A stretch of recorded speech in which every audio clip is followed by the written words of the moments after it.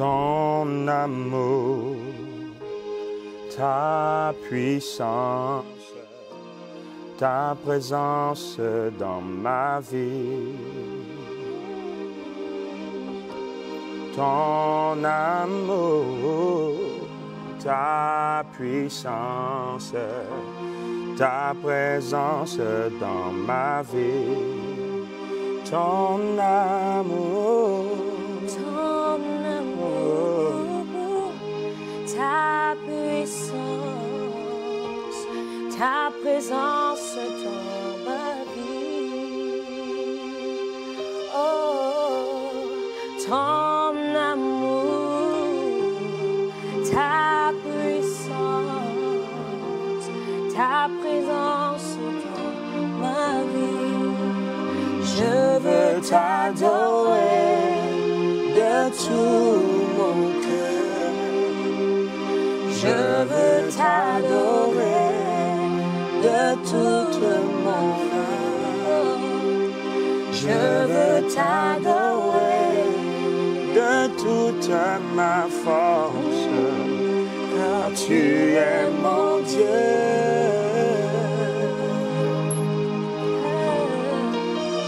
Tu es mon Dieu, tu es mon Dieu, car tu es mon Dieu,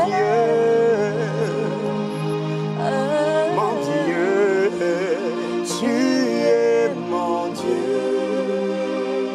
Ton amour, ta puissance, ta présence dans ma vie. Ton amour, ta puissance, ta présence dans ma vie.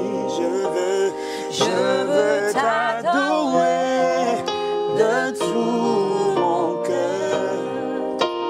Je veux t'adorer de toute mon âme.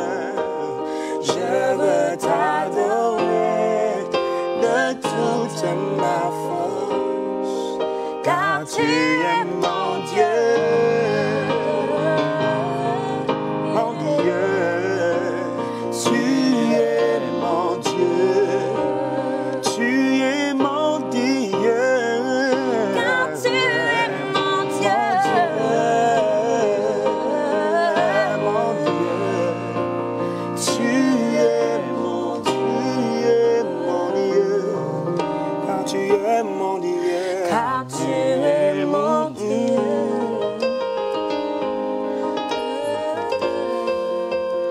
tu es mon Dieu,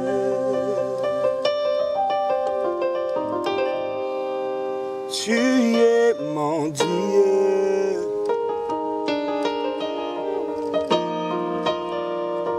Je ne changerai pas de Dieu, car tu es mon Dieu. Car tu es mon Dieu. Aucun autre Dieu que toi sur moi. Digne es-tu de recevoir la gloire. Digne es-tu de recevoir l'honneur. À toi soit le règne, mon Dieu. À toi soit le règne, mon Dieu. Digne es-tu de recevoir la gloire. Digne es-tu de recevoir l'honneur. À toi soit le règne, mon Dieu. À toi soit le règne. À toi soit le règne, mon Dieu. À toi le règne. À toi soit le règne, mon Dieu. À toi soit le règne. À toi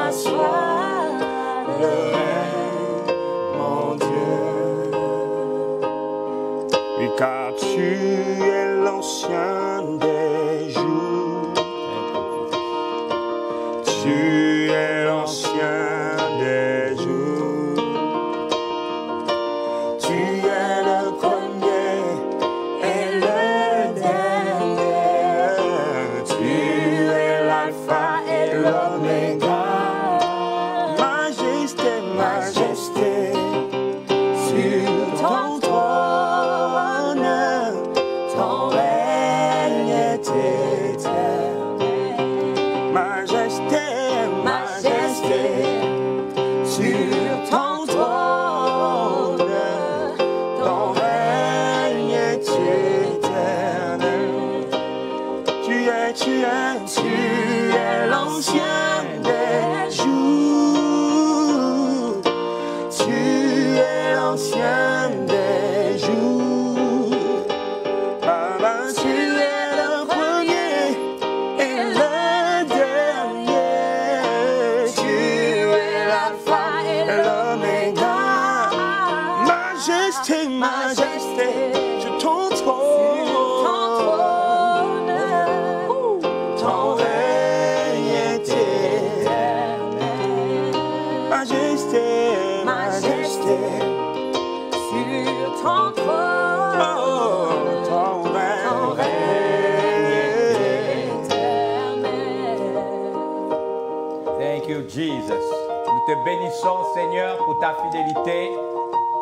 Tu es le Dieu de toute éternité. C'est à toi que nous voulons nous recommander. Alors que tu nous donnes l'occasion, Seigneur, d'être dans chaque maison, chaque famille, chaque foyer, avec le pain de vie qu'incarne ta parole puissante. Tu as toi-même dit, je suis le pain de vie.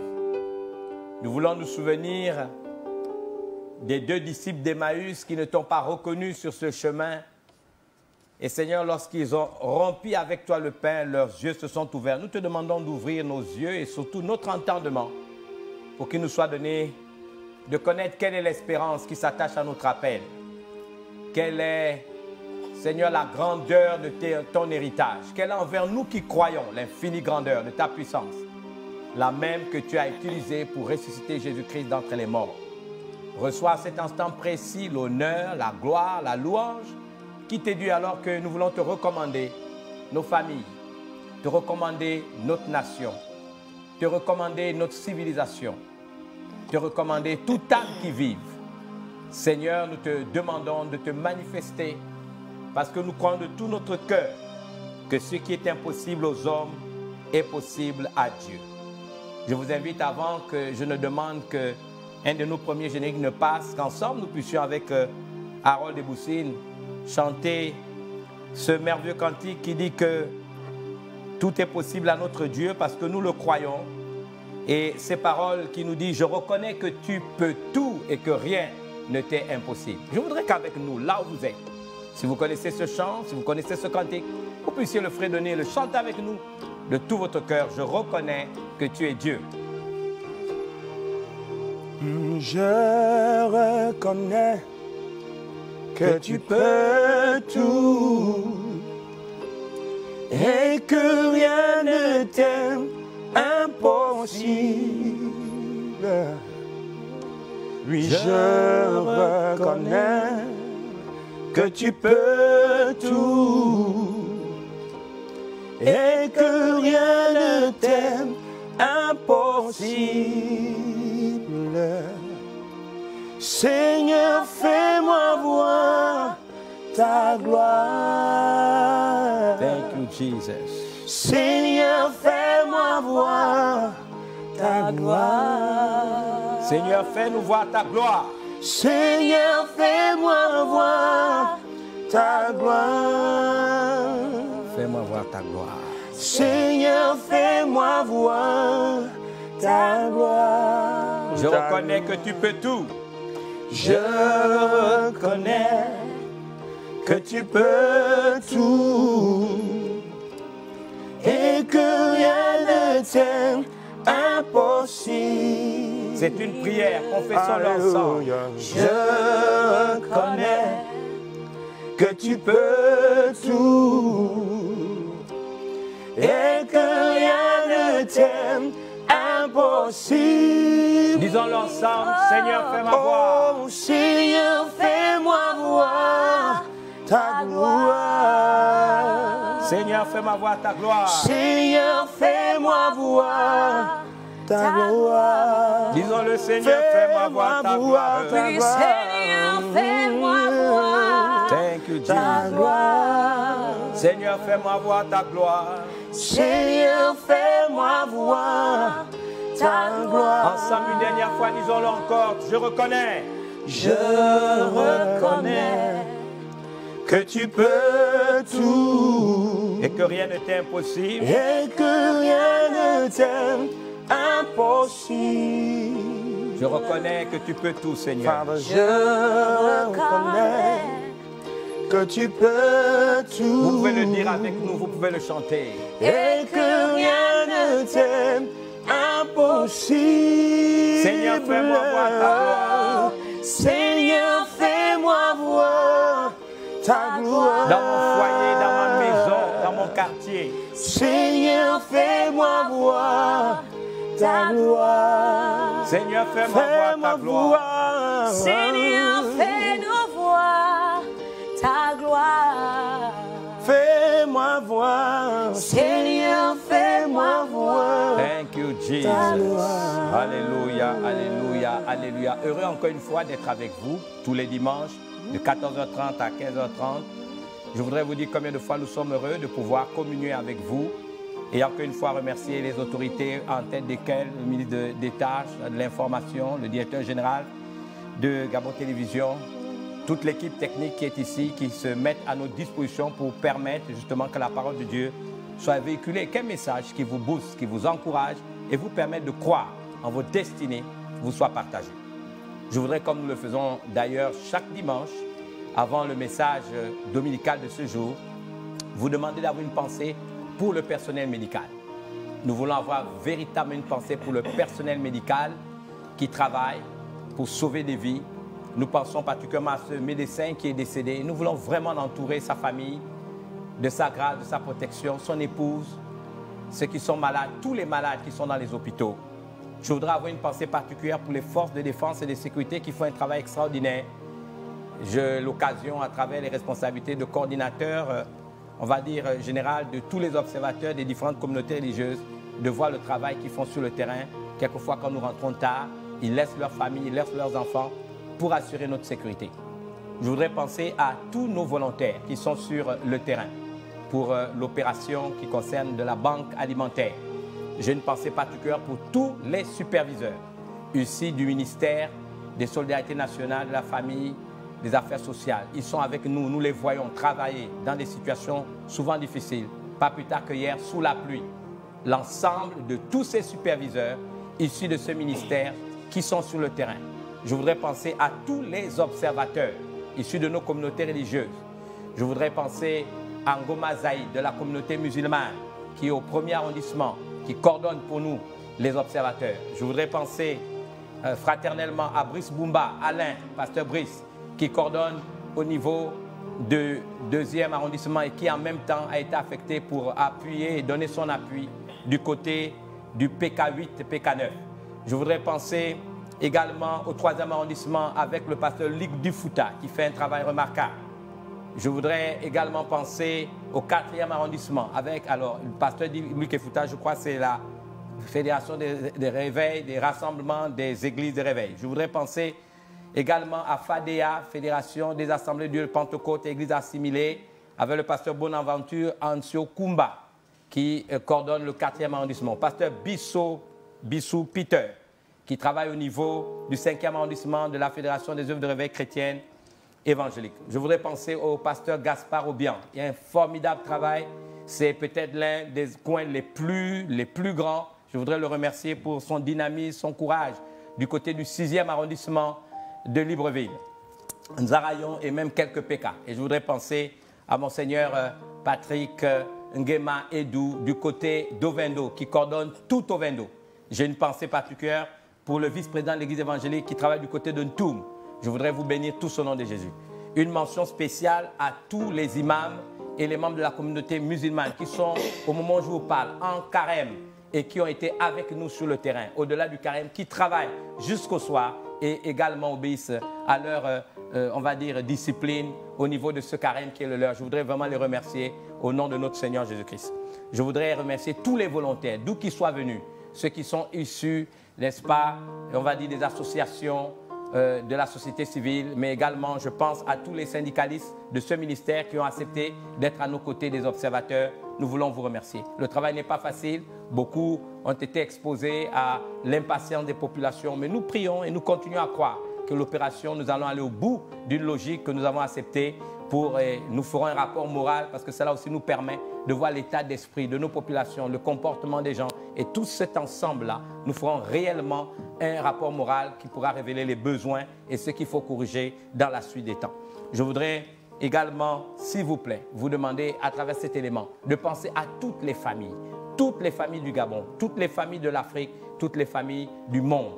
Nous sommes des familles, nous sommes des humains et nous devons nous soutenir. Que Dieu nous fasse la grâce. Et nous l'avons chanté tout à l'heure, Seigneur, fais-moi voir ta grâce. Alors cet élément nous permet d'être en unité de prière pour pouvoir suivre le message qui va suivre. Que Dieu vous bénisse. Règne, ô Dieu, sur le Gabon ta demeure, sur ton centre spirituel d'Afrique.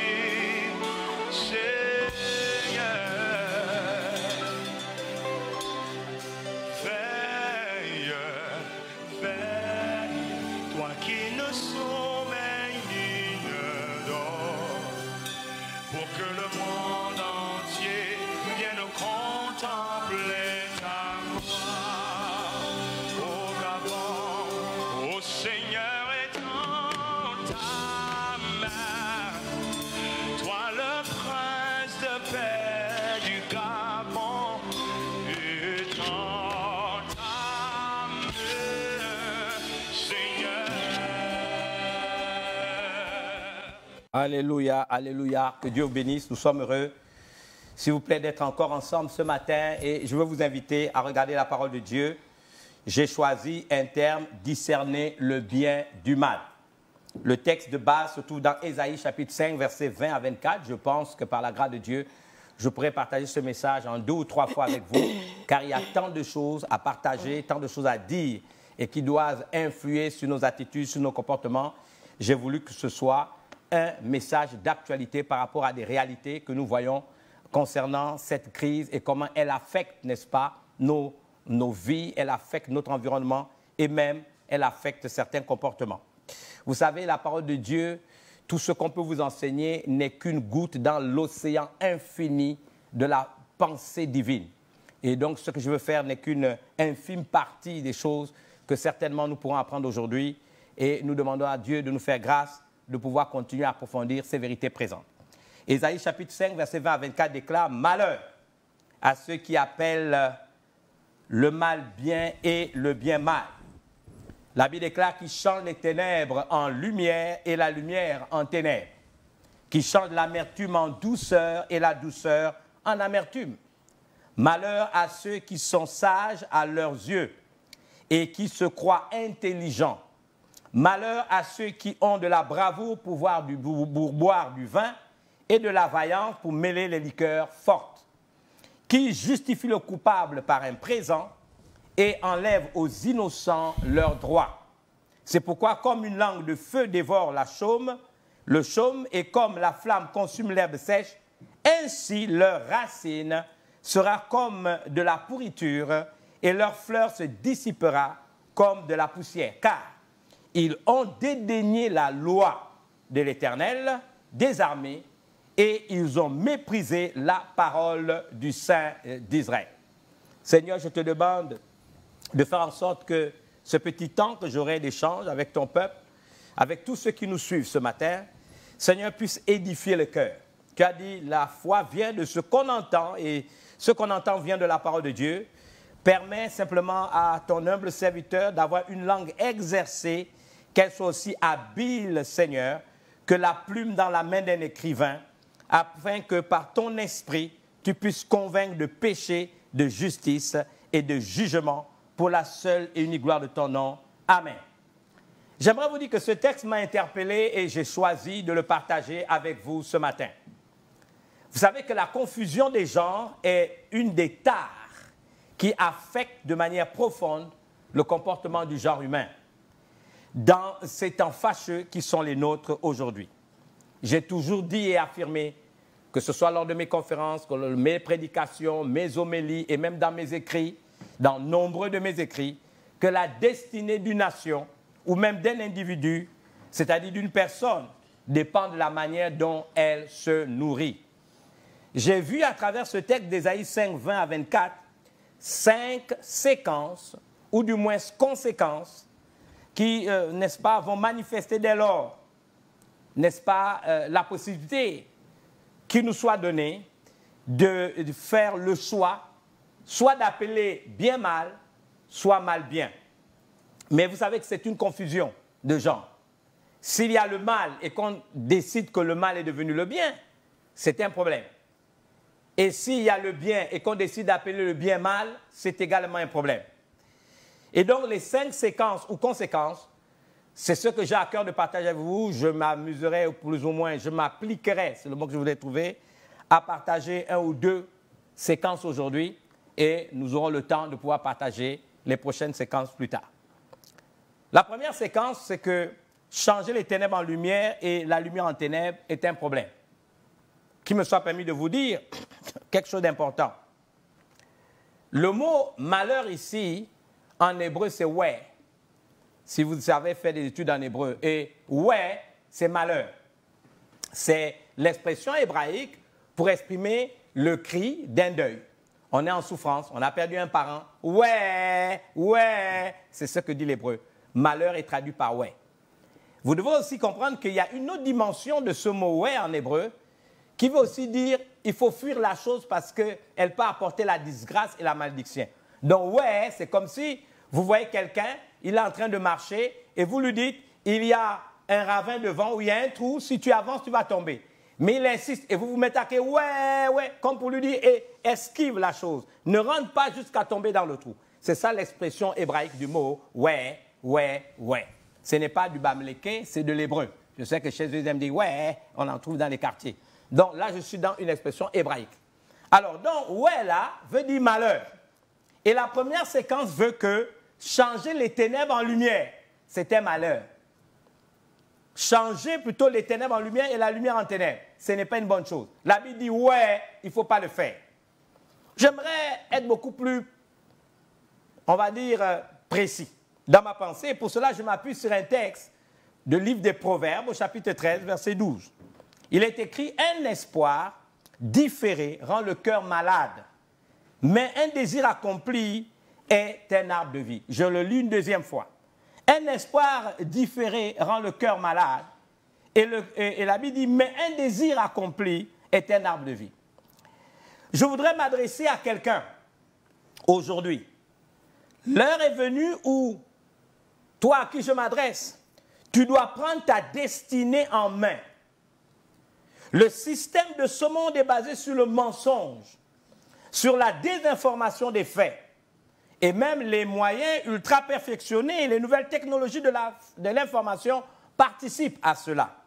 Vous êtes d'accord avec moi qu'en quelques heures, même en quelques secondes, un grossier montage peut être diffusé sur la toile et être vu en quelques secondes par des millions de personnes.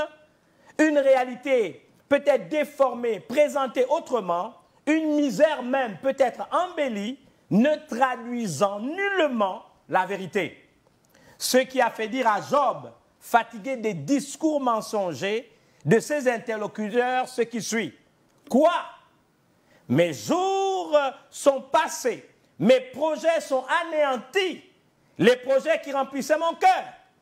Et ils prétendent que la nuit, c'est le jour, et que la lumière est proche quand les ténèbres sont là. Je vous dis que je m'adresse à quelqu'un. Il t'appartient à ne plus te mentir à toi-même, de regarder la situation de ta vie en face, d'avoir une réelle et exacte compréhension des problèmes qui sont les tiens. Cesse de te mentir à toi-même. Sois assez courageux pour avoir une idée exacte des faits qui te concernent, pour mesurer les défis que tu dois relever. Peut-être je m'adresse à un père de famille, à un homme ou à une femme ayant atteint l'âge nubile. La crise actuelle doit faire prendre conscience à chacun d'entre nous de sortir de toutes les formes d'envoûtement, y compris collective. Y compris collectif. Il faut s'en sortir. Il nous revient donc d'avoir une vision claire de nos situations respectives. Sur un plan familial, social, la qualité de notre vie, les perspectives en termes de projets, de rêves que nous voulons réaliser. Cesse de te mentir à toi-même. Donc, vous avez des gens qui souffrent. Vous savez, dans la Bible, il y a une sorte de malédiction. Vous savez, la lèpre est une image qui révèle l'insensibilité de quelqu'un. Il y a un degré de lèpre où vous pouvez piétiner l'orteil de quelqu'un, l'orteil est écrasé, le sang coule de partout, il ne sent rien, parce que cette maladie lui a totalement privé de la sensibilité. Les nerfs sont totalement anéantis. Il y a des gens qui vivent des misères, des souffrances, des gens qui attendent tout de tout le monde. On ne fait rien pour pouvoir se développer soi-même. On ne fait rien pour pouvoir, n'est-ce pas, assumer ses responsabilités. On attend tout de rien. L'une des grandes énormités du monde, c'est d'avoir inventé ce précepte qu'on appelle l'État-providence. Et on a infantilisé des gens. Ils sont devenus des enfants. Nous sommes un des rares pays en Afrique où des hommes de 40 ans vivent encore avec leur père et leur mère. Des hommes de 38 ans vivent encore avec leur père et leur mère. Des filles d'un certain âge qui peuvent travailler, qui ont la force de l'âge, se retrouvent dans la maison de leur mère. Combien de filles qui ont l'âge nubile, vous faites des enfants dehors, c'est votre mère qui l'élève après qu'elle vous a élevé. Ce n'est pas normal. On refuse de voir la situation en face. On refuse d'accepter que nous avons nous-mêmes été paresseux. Nous n'avons pas fait ce qui devait être fait pour que nous ne soyons pas dans la situation où on se trouve. Et on donne notre destinée, notre avenir, on les remet entre les mains d'autres personnes. Oh mes amis, je voudrais être honnête avec vous. Personne que vous-même ne pourra travailler pour s'en sortir. Personne ne vous aime plus que vous vous aimez vous-même. Je sais que Jésus nous aime, mais je parle dans le langage des humains. Aucun homme ne t'aime plus que tu ne dois t'aimer toi-même. D'abord, la Bible déclare que personne ne peut haïr sa propre chair. Comment en sommes-nous arrivés là? Des gens vivent des misères, des gens vivent des souffrances, mais ils sont toujours dans l'attente. L'attente d'un tonton qui fera quelque chose, l'attente de quelque chose qui viendra de quelque part. C'est comme ça que généralement en Afrique, on est devenu dépendant de l'aide extérieure. Et même des gouvernants acceptent ce genre d'ineptie. On attend qu'on nous envoie de l'argent, on attend qu'on fait quelque chose, on attend qu'on nous donne, on attend qu'on nous donne. Et voilà ce que cela produit, la misère. Voilà ce que ça produit. Oui, il y a des choses à dire sur la gouvernance. Oui, il y a des choses. Tous ces conseils, bonne gouvernance, tout ça. Il faut y revenir. Mais ce n'est pas le thème de mon message. Je reviens. Dans quelle situation tu te trouves? Qu'est-ce que tu vis présentement? Qu'est-ce qui explique que tu te trouves dans cette situation? On ne peut pas à longueur de journée chercher un coupable. Un coupable dans ce que nous n'avons pas fait nous-mêmes. Oui, je suis convaincu que l'État des missions régaliennes, et dans notre pays particulièrement, et en Afrique de manière générale, oui, l'État des missions régaliennes et nos États n'ont pas tout fait. Parce que malheureusement, le gros démon dans nos États, c'est de ne faire que la politique, la politique, la politique, la politique, la politique. On ne peut pas vivre que politique. Il y a des nations où les gens n'ont pas besoin de faire de la politique pour prospérer. Il y a des gens qui n'ont pas besoin dans la sphère politique. En Afrique, on a fait croire aux Africains que si tu fais la politique, tu vas réussir dans la vie. Alors on a fait l'école, on est devenu médecin. On a fait 4 ans d'études de médecine générale, ou 7 ans. Et on a fait même 4 ans de spécialisation. Et quand on rentre, on ne veut plus être médecin, on veut être député, on veut être sénateur, on veut être politicien. Et ce qu'on a appris à l'école, on ne peut pas le mettre au service de sa nation et de sa population. Nous sommes dans ce que j'appelle la politisation générale de la société. C'est ce qui fait en sorte qu'il y a des antagonismes exacerbés. Je l'ai écrit dans un livre de 2005, paru aux éditions L'Harmattan, tout un chapitre que j'ai intitulé, je crois, page 151, les dangers de la politisation générale de la société. Personne ne veut travailler, personne ne veut produire, personne ne veut se développer, personne ne veut s'instruire, et nous sommes dans l'attente.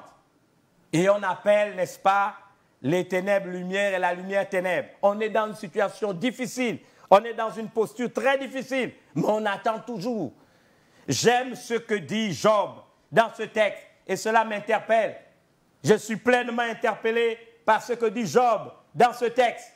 Je vous le dis, je suis profondément interpellé dans ce que dit Job dans ce texte. Qu'est-ce que Job dit? Je le redis à dessein. Il dit quoi?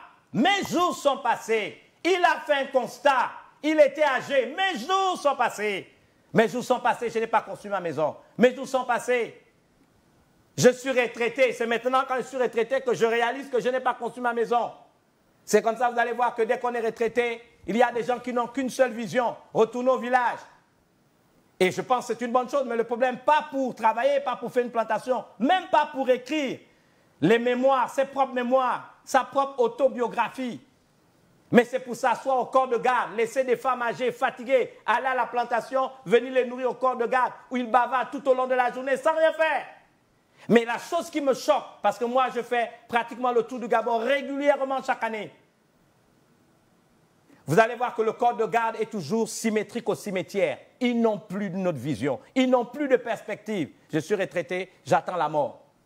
Mais quand vous allez dans les pays des autres, c'est l'heure qu'ils choisissent pour écrire leur autobiographie. Ce qu'ils ont fait de la vie. Laissez, n'est-ce pas, à la génération future, ce qu'ils ont appris de la vie.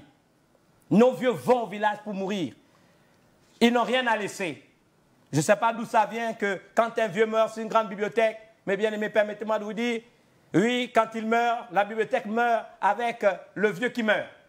C'est une inertie, c'est incroyable. Mais quand vous allez chez les autres, on accepte d'être dans l'association, n'est-ce pas, des vieux fonctionnaires. On accepte d'être dans l'association pour récolter des médicaments, pour envoyer ça quelque part. Ils sont toujours proactifs, toujours prêts à faire quelque chose. Notre situation est lamentable. Mais M. Job a fait un constat, dit, en ce qui me concerne, quoi? Mes jours sont passés. Vous ne pouvez pas me mentir. Je réalise ma situation. Job va plus loin. Il dit, mes jours sont passés. Mes projets sont anéantis. J'en avais, mais je suis âgé. Je n'ai rien fait de mes projets. Je n'ai même pas réalisé un seul. Il va plus loin. Il dit, les projets qui remplissaient mon cœur. Et il ose terminer en disant, et ils prétendent que la nuit, c'est le jour. Il est dans la nuit, mais on lui dit non, c'est le jour. Tout va pour le meilleur du monde. Tout va bien. Non, ne t'inquiète pas. Demain sera meilleur qu'aujourd'hui. Bien aimé, on ne peut pas accepter un espoir différé. Rend le cœur malade. Nous vivons dans ce qu'on appelle la ligne du temps présent. Tout se passe dans le présent. Celui qui vous parle est marié un 27 août 1988. Donc, si vous voyez la photo de mon mariage, on peut dire que ça fait plus de 30 ans que ce monsieur s'est marié. Ah, ça fait 30 ans qu'il s'est marié. Ça fait 31 ans qu'il est avec sa femme. Et je bénis Dieu pour cela. Mais le mariage, le jour où je me suis marié, c'était le présent. On peut fêter les 31 ans de mariage, mais le jour où je me suis marié, c'était le présent. Hier et derrière, demain est un mystère. Nous n'avons que ce jour. C'est pourquoi on l'appelle le présent. Nous n'avons que ce jour, c'est pourquoi on l'appelle le présent. Hier et derrière, demain est un mystère. Nous n'avons que ce jour, c'est pourquoi on l'appelle le présent. Tous ceux qui ont réussi leur vie ont compris que tout se passait dans l'instant présent. Question, qu'est-ce que tu fais de ta vie aujourd'hui? Même la pensée biblique veut que aujourd'hui, si vous entendez sa voix, aujourd'hui, n'endurcissez pas votre cœur. C'est aujourd'hui que tu dois entendre sa voix. Que fais-tu de ta vie? Ils prétendent que la nuit, c'est le jour. Mais je suis dans la boue, mais je suis dans les ténèbres. Je suis dans la disgrâce. Ils prétendent que la nuit, c'est le jour.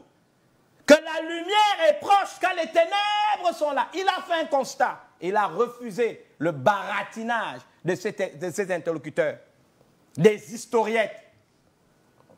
Je suis prédicateur de l'évangile, croyez-moi, théologien, écrivain, pasteur, apôtre, tous les titres que vous voulez me donner. Mais j'aimerais vous dire une vérité. Même nous, dans l'église et dans le christianisme, quelquefois on raconte des âneries aux gens. Des espérances mensongères. Mais la Bible déclare, et c'est Jésus qui se présente en nous. Pierre lui répond, ta parole est la vérité. Sanctifie-nous par la vérité. Écoutez, la Bible déclare dans Jean 8, 32, vous connaîtrez la vérité et la vérité vous affranchira. Ce qui a fait dire, n'est-ce pas, à Salomon, dans le livre des Proverbes, les blessures d'un ami prouvent sa fidélité. Il y a des gens d'entre vous qu'on doit bousculer, à qui on doit dire des vérités qui font mal. Quelle est réellement ta situation? Es-tu arrivé au stade d'être ouais en appelant ténèbres lumière et lumière ténèbres? Quelle est la situation de ta vie? Parce que je voulais ramener la chose à ta vie, à ton existence. Qu'est-ce que tu vas laisser en héritage à tes enfants? Quel est cet enfant qui a appelé les parents pour venir à l'existence? Je vous raconte une histoire qui me choque souvent. Il arrive que Sauvog et tous ceux qui enlèvent les ordures grèvent. Comment pouvoir expliquer que des gens acceptent de voir à côté de leur maison des tas d'immondices avec des rats, avec des moustiques et tout ce genre de choses? Mais ce n'est pas Sauvog qui sera malade. Vous serez malade. Vous aurez des maladies qui viendront vers vous. Vous aurez des bestioles qui viendront vous gaspiller la vie. Vous aurez des problèmes. Vous ne serez pas en bonne santé. Et cela est dangereux. Ma responsabilité est de vous le dire. En toute honnêteté et en toute vérité. Malheur à ceux qui changent les ténèbres en lumière et lumière en ténèbres. Es-tu dans la lumière de la vie, la lumière de la prospérité, la lumière de la réussite, la lumière de la stabilité? Ou appelles-tu tes ténèbres lumière? Non, tout ira bien demain. Tout ira bien demain. J'aimerais vous le dire.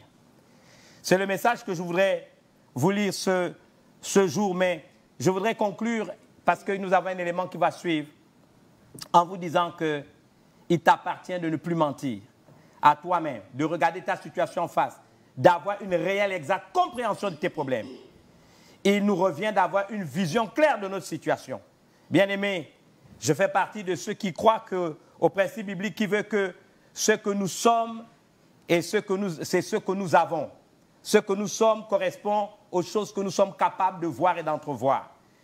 La Bible déclare dans Genèse 13, 14 à 15, l'Éternel dit à Abraham, après que Lot se fut séparé de lui, lève les yeux et du lieu où tu es, regarde vers le nord et vers le midi, vers l'Orient et l'Occident, car tout le pays que tu vois, je te le donnerai à toi et à ta postérité. Ce que tu vois, c'est ce que tu auras. Ce que tu vois, c'est ce que tu seras. D'autres perspectives. Jésus le dit encore mieux. Dans l'évangile de Matthieu 6, 22 à 23, c'est le dernier texte que je vais lire. Et nous allons vous passer un élément en guide de conclusion. L'œil est la lampe du corps. Si ton œil est en bon état, ton corps sera éclairé. Mais si ton œil est en mauvais état, tout ton corps sera dans les ténèbres. Si donc la lumière qui est en toi est ténèbres, combien seront grandes tes ténèbres? J'ai voulu vous parler de la première séquence. Je demande à Dieu de nous faire grâce. Prenez conscience que vous êtes capable de changer les conditions par lesquelles vous vivez.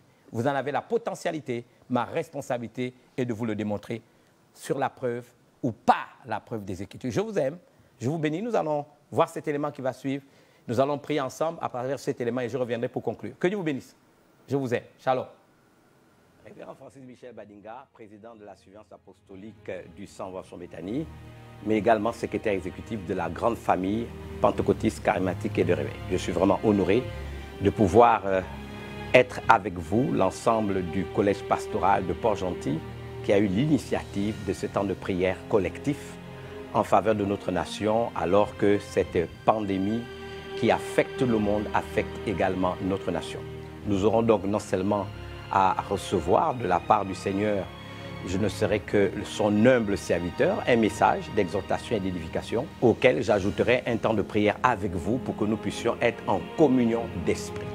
Je voudrais ici commencer à lire avec vous ce texte qui me paraît important, que nous trouvons dans l'épître, n'est-ce pas, de Paul aux Thessaloniciens. Nous sommes dans 1 Thessaloniciens, chapitre 5, je lirai les versets 3 jusqu'au verset 8.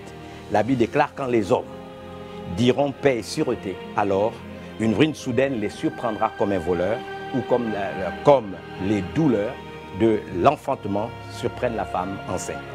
La Bible déclare: ils n'échapperont point. Mais vous, frères, il s'agit de nous, vous n'êtes pas dans les ténèbres pour que ce jour vous surprenne comme un voleur. Vous êtes des enfants de la lumière et des enfants du jour. Nous ne sommes point de la nuit ni des ténèbres, ne dormons donc point comme les autres, mais veillons et soyons sobres, car ceux qui dorment, dorment la nuit, et ceux qui s'enivrent, s'enivrent la nuit. Mais nous qui sommes du jour, sommes sobres, ayant revêtu la cuirasse de la foi et de la charité, ayant pour casque l'espérance du salut. La première chose que je voudrais dire ici, c'est que nous sommes des enfants de lumière. Et en ce qui me concerne personnellement, je ne suis pas étonné des événements que nous voyons en ce moment. La Bible prévoit donc ces temps. Je pense que si vous lisez ce que j'appelle la colonne vertébrale de toute prophétie, dans Matthieu chapitre 24, et particulièrement le verset 6, nous entendrons parler de guerre et de bruit de guerre, mais Jésus dit, ne soyez pas troublés. N'avons-nous pas entendu des chefs d'État, des monarques et des dirigeants de ce monde parler de guerre contre un ennemi invisible? Et donc, on a parlé de résilience, on a parlé de guerre, on a parlé de riposte. Ce sont des termes de guerre. Et donc, véritablement, Jésus n'a pas menti et il nous a dit la vérité. Dans son omniscience, il nous a avertis en disant, vous entendrez parler de guerre et des bruits de guerre. Ne soyez pas troublés. Il a ajouté, ce ne sera pas encore la fin, mais la Bible nous parle des commencements des douleurs. Et donc, vous et moi, nous devons prendre conscience de ces choses, n'est-ce pas, que le Seigneur Jésus lui-même nous a révélées pour que nous puissions prendre conscience que nous sommes véritablement, on va dire, à la veille des temps qui nous ont déjà été, on va dire, présentés par le Seigneur concernant ces moments qui sont des moments fâcheux et sur lesquels vous et moi, nous devons pouvoir avoir une lecture de l'actualité, j'oserais dire, à la lumière des Écritures saintes. Certes, s'il nous faut prier, parce que j'estime que c'est important, il nous faut savoir pourquoi prier. Et pour cela, j'aimerais vous dire que si je m'appuie sur Jérémie 17, verset 9, la Bible déclare que le cœur de l'homme est tortueux par-dessus tout, qui peut le connaître. Il n'en demeure pas moins que, au-delà du fait que ce virus soit réel, que ce virus est mortel, et que nous devons prendre des précautions, parce que vous savez très bien que si nous ne prenons pas des précautions, nous serons tout simplement en train de tenter le Seigneur notre Dieu. Il n'en demeure pas moins que notre adresse, c'est le sang de Jésus, que notre boîte postale, c'est le sang de Jésus, que notre résidence, c'est le sang de Jésus. Nous sommes déjà couverts par le sang de Jésus, mais sur cette terre, cela ne nous empêche pas de prendre des précautions nécessaires. Alors pourquoi prier aujourd'hui? J'aimerais vous dire tout simplement parce que c'est la thématique de ce message d'édification, parce que le mystère de l'iniquité agit déjà. Et cela nous est inspiré encore une fois par un texte de Paul dans 2 Thessaloniciens, cette fois-ci, chapitre 2 à partir du verset 7. Car le mystère de l'iniquité agit déjà. Il faut seulement que celui qui le retient encore, n'est-ce pas, ce mystère de l'iniquité personnifié. La Bible dit car il faut que seulement que celui qui le retient encore ait disparu. La Bible déclare et alors paraîtra l'impie que le Seigneur Jésus détruira par le souffle de sa bouche et qu'il anéantira par l'éclat de son avènement. Vous avez donc 2 Thessaloniciens, chapitre 2, verset 7 au verset 8. La Bible déclare que l'impie va paraître, mais le Seigneur le détruira par le souffle de sa bouche et qu'il anéantira par l'éclat de son avènement. Je voudrais donc dire ici que Satan n'a pas le droit, tant que l'Église est sur terre, parce que ce qui retient l'impie personnifié, l'Antichrist lui-même, et qui pourra se déployer dans toute sa force, c'est la présence de l'Église. Avons-nous oublié que la Bible déclare que nous sommes le sel de la terre, mais si le sel perd sa saveur, la Bible déclare avec quoi la lui rendra-t-on? Il ne sert plus qu'à être jeté et foulé aux pieds par les hommes. L'Église n'a pas le droit de perdre sa teneur en salinité. C'est la raison pour laquelle vous et moi, nous devons prier. Nous devons reprimer Satan, comme nous le voyons dans le livre de Jude, lorsque l'ange Michael a reprimé Satan parce qu'il discutait le corps de Moïse. Nous devons nous élever dans la prière. Nous devons nous opposer à tout ce que Satan fait. Satan, au moment où l'Église est encore sur terre, n'a pas le droit d'agir dans une certaine ampleur. Pour cela, je crois qu'il nous faut parler aux circonstances. Il nous faut frapper le diable, écraser sa tête, lui imposer silence, afin que seul le règne de Christ se manifeste. C'est la période, je pense, la plus intéressante, alors que le monde entier est consterné par cette épidémie. Peu importe les classes sociales, de prêcher l'évangile, de parler de Jésus à nos parents, à nos amis, à nos voisins, à toutes les personnes, hommes et femmes de notre génération, que nous pouvons trouver, afin que la crainte de Dieu soit à nouveau dans le cœur, que nous soyons capables de piller l'enfer et peupler le ciel. Je crois que nous sommes dans une période où, n'est-ce pas, même après, et je le prophétise à l'instant, ce moment de confinement, ce moment, on va dire, de couvre-feu, vous pouvez donner tous les noms que vous voulez donner à cela, ces moments qui sont contraignants, je suis convaincu qu'il va y avoir une croissance spirituelle de nos églises parce que les chrétiens auront appris à mûrir et à s'affermir dans les voies du Seigneur. C'est un temps pour nous de lire la Bible, de prier et d'affermir notre relation avec le Seigneur Jésus-Christ. C'est un temps également pour affermir notre relation entre familles. Les couples doivent s'unir, les familles doivent s'unir et recentrer, n'est-ce pas, leur vie pour, n'est-ce pas, s'orienter vers l'essentiel. Qu'il me soit permis de dire que ce sera aussi un moment où beaucoup d'hommes et de femmes reviendront à Jésus-Christ. Parce que l'impact des prières que nous allons faire vont saturer l'atmosphère, vont saturer notre environnement, notre espace vital. Et nous verrons même des gens qui ont connu la profondeur de Satan venir s'agenouiller et confesser que Jésus-Christ est Seigneur. Je vous invite maintenant à prier puisque c'est l'objectif. Prier, ce n'est pas un slogan. Je fais partie de ceux qui pensent que prier est la réponse, mais l'action est la solution.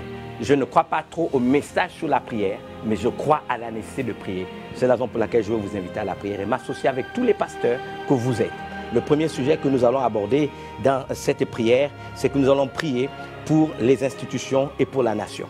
J'aimerais, Seigneur Dieu vivant d'Israël, invoquer Rézède, la miséricorde. Seigneur, je m'accorde avec toi, avec Jacques chapitre 2, verset 3. Tu déclares dans ta parole que la miséricorde triomphe du jugement. Je voudrais rappeler à ton intelligence que même si le cœur de l'homme est tortueux, Seigneur, ta miséricorde triomphe du jugement. Au-delà de la méchanceté des hommes, c'est notre civilisation qui est menacée. Notre vrai ennemi, c'est le diable. Ce ne sont pas simplement des hommes, Seigneur, qui tiennent dans sa main et qui manipulent pour faire le mal. Seigneur, mais nous voulons regarder au diable lui-même, l'ennemi de nos âmes. Nous le réprimons au nom de Jésus et nous lui rappelons les principes qui sont écrits dans 2 Thessaloniciens. Il n'a pas le droit, parce que l'Église est encore sur terre, de se manifester d'une quelconque ampleur. Nous sommes le sel de la terre et le sel agit pour arrêter toute corruption. Nous décrétons au nom de Jésus, maintenant même, alors que tu as dit les cieux sont les cieux de l'Éternel et que tu as donné la terre au Fils de l'homme, nous rappelons au nom puissant de Jésus que la terre est notre juridiction. Nous demandons maintenant à la terre de se soumettre aux régents de Dieu que nous sommes, afin que l'atmosphère soit des reins pour le diable, pour Satan et pour ses suppôts, et que la terre soit de fer pour lui. Tu as dit toute autorité vient de Dieu. Et Seigneur, nous le croyons. Et celui qui s'oppose à l'autorité s'oppose à l'ordre établi par Dieu. C'est ça, nous prions pour nos institutions. Donne-leur d'être fortes et de ne pas laisser le mal envahir. Tu nous demandes de vaincre le mal par le bien. Mets dans leur cœur de vaincre le mal par le bien. Telle est notre prière. Nous voulons ici, Seigneur, nous appuyer sur, Seigneur, ce que nous appelons notre raison liturgique qui nous amène à prier. Dans 1 Timothée, chapitre 2, verset 1 à 2, c'est toi qui as dit, Seigneur, qu'avant toute chose, qui est, Seigneur, de l'ordre prioritaire, nous devons prier pour tous les hommes, pour les rois, pour tous ceux qui sont élevés en dignité, afin qu'il nous soit donné de vivre une vie paisible et tranquille, en toute piété et honnêteté. Je vous invite à prier avec moi pour le deuxième sujet de prière. Nous prierons cette fois-ci pour l'Église et le réveil de l'Église. Bien-aimés, c'est le temps de veiller. Nous veillons pour que le voleur ne vienne pas pendant la nuit. Nous savons que le voleur, c'est celui qui vient pour dérober, égorger et détruire. Son nom est Satan. C'est notre ennemi. Nous le réprimons. C'est la raison pour laquelle la première chose, c'est de demander à Dieu la discipline.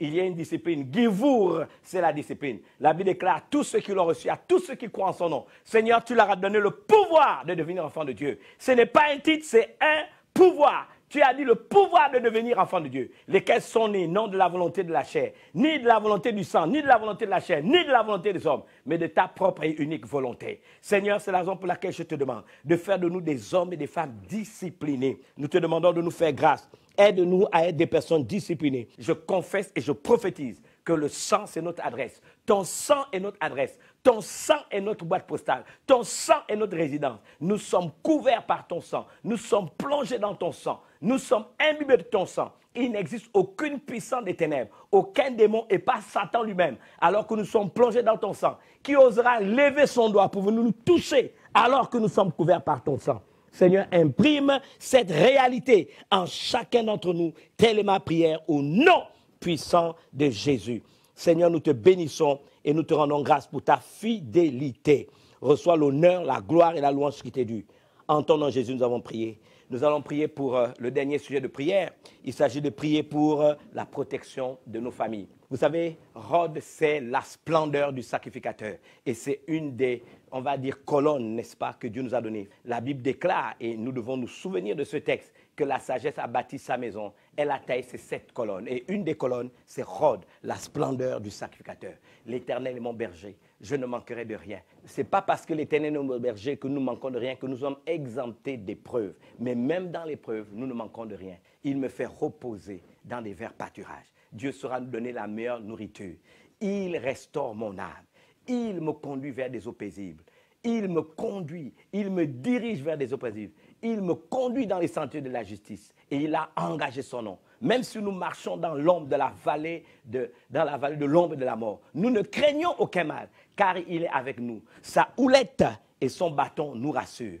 Il dresse une table à face de nos adversaires. Il oint d'huile notre tête et notre coupe déborde. Nous pourrons ensemble dire, oui, le bonheur et la grâce m'accompagneront tous les jours de ma vie et j'habiterai dans la maison de l'Éternel jusqu'à la fin de mes jours. Je vous en prie, pendant que nous prions, soyez des nôtres, prions ensemble, mêlez-vous, associez-vous à nous, afin que ces prières aient de l'impact dans notre vie. Seigneur, nous te disons merci, alors que nous prions pour les familles et que nous avons élevé notre voix en réclamant les promesses qui se trouvent dans le livre des psaumes 23. Seigneur, oui, Seigneur, nous croyons que même si nous sommes dans ces situations difficiles, des situations contraignantes, nous n'oublions pas, Seigneur, et tu es fidèle. Nous n'oublions pas et nous le confessons, Seigneur, que nous ne manquerons de rien.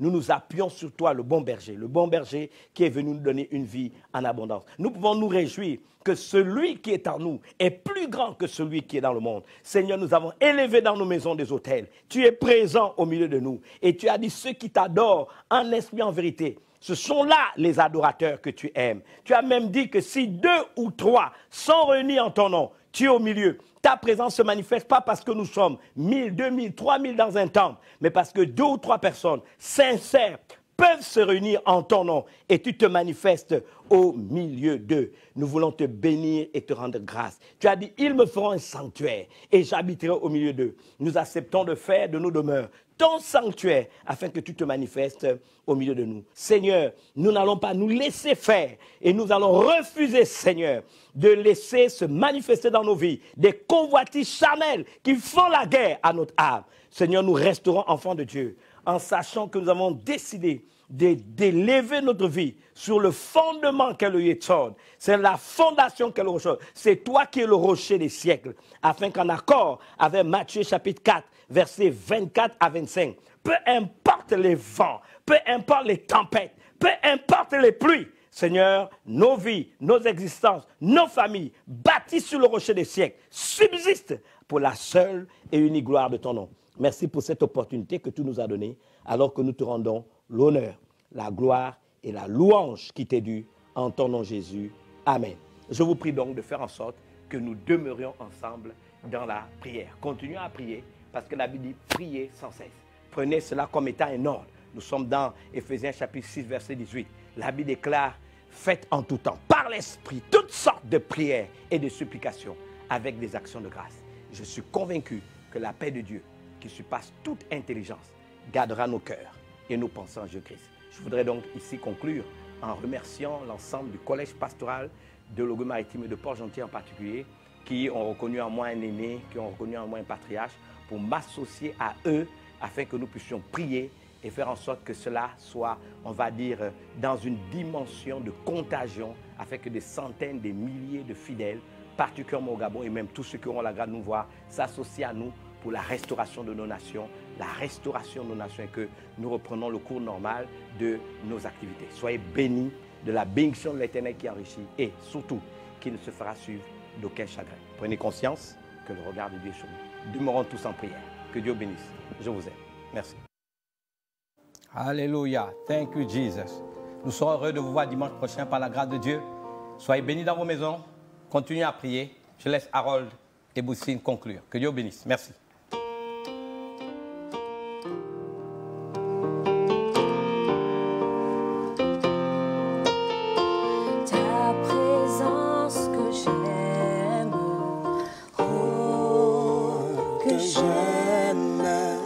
Ta